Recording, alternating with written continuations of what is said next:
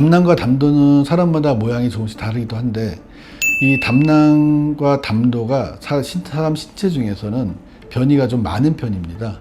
담낭으로 가는 담관이라든지 또는 담낭으로 가는 혈관, 이런 것들이 변이가 상당히 많아서 이것들을 구분이 잘못된다거나 또는 잘못 건드리게 되면은 담즙 누출이라든지 협착, 출혈, 재수술 등의 합병증이 발생할 수가 있습니다. 안녕하세요. 민병헌 내과 전문의 송중입니다. 많은 분들이 담낭 수술을 비교적 간단한 수술이라고 알고 계신데요. 물론 큰 이상이 없는 경우에 비교적 난이도가 높은 수술은 아닙니다. 하지만 상태에 따라서 매우 위험하고 복잡한 수술이 되는 경우도 있습니다. 오늘은 어떤 경우에 담낭 수술이 어려워지는지에 대해서 몇 가지 직접 집도한 사례를 드리면서 말씀을 드리겠습니다. 보통 저희들이 하는 담낭 절제술은 복강경 수술입니다. 배에 이제 구멍을 뚫어서 보통 1개를 뚫는 경우도 있고 3개, 2개, 4개 이렇게까지 뚫어서 시작을 하는데요. 대부분은 수술 시간이 보통 30분에서 1시간 이내로 끝나면서 회복도 빠릅니다. 하지만 어떤 담낭 수술은 간단하지 않고 어려운 경우들이 있습니다. 이렇게 어려운 경우에는 시간이 2~3배 더 걸리기도 하고요. 복강경이 어려워서 개복 수술로 전환되는 경우도 발생합니다. 난이도가 높은 수술 중에 하나는 급성 담낭염 상태일 때입니다.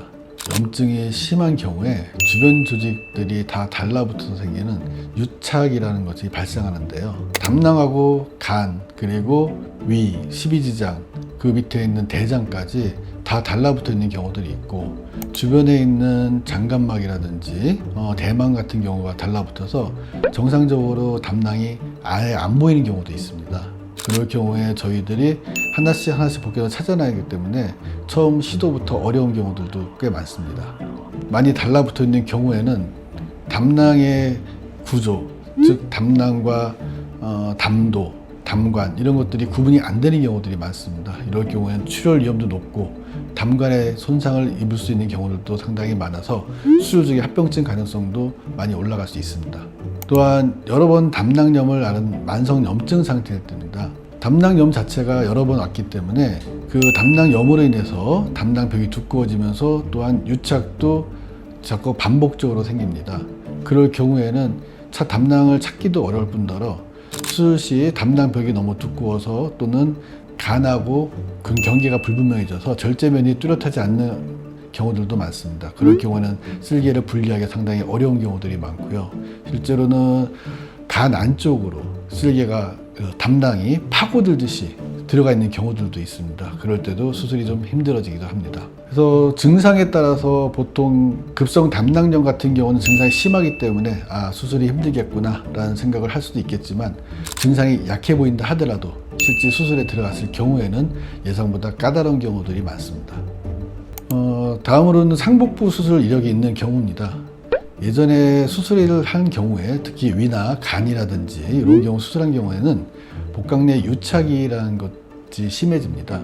유착은 아까 잠깐 말씀을 드렸지만 장기들이 달라붙는 성질을 얘기를 하는데, 수술 후에 유착이 심한 경우에는 담낭과도 유착이 심해서 담낭의 구별이 상당히 어려워지는 경우들이 많고요. 실제로 어떤 경우에는 복강 내뿐 아니라 복벽과도 유착이 심해서 이제 복강경 수술할 때 수술 기구가 들어가는 길 자체가 안 보이는 경우들도 있습니다.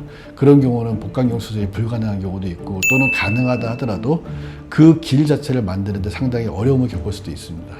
또한 담낭 주위 해부학 구조가 비정상일 경우입니다. 담낭과 담도는 사람마다 모양이 조금씩 다르기도 한데, 이 담낭과 담도가 사람 신체 중에서는 변이가 좀 많은 편입니다.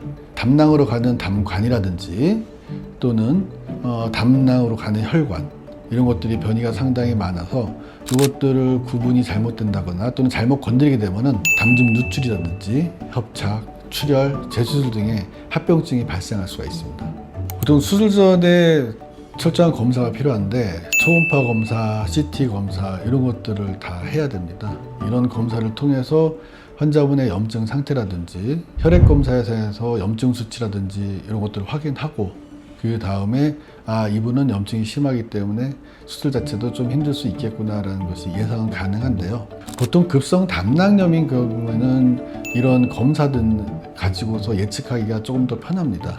증상도 심하지만은 검사 자체도 심각하게 나타나는 경우들이 많기 때문에 검사 결과를 가지고 수술이 힘들겠구나 예상을 할 수가 있고요.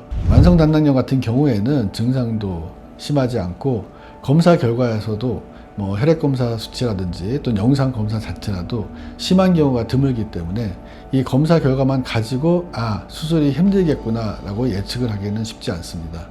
다만 수술을 직접 들어갔을 경우에 예전에 염증을 반복적으로 계속 앓았다든지 이런 여러 조건들에 의해서 수술 자체가 상당히 어려워지는 경우들도 많습니다.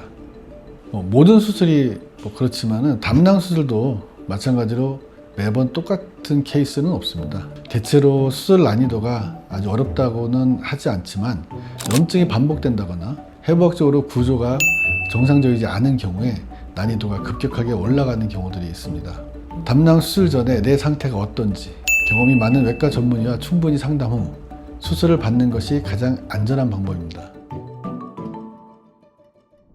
오늘은 담낭 수술의 난이도가 어떤 경우에 어려워지는지에 대해서 말씀드렸습니다. 담낭 수술을 고민하고 계시거나 관심이 있는 분들께 도움이 되었으면 좋겠습니다. 감사합니다.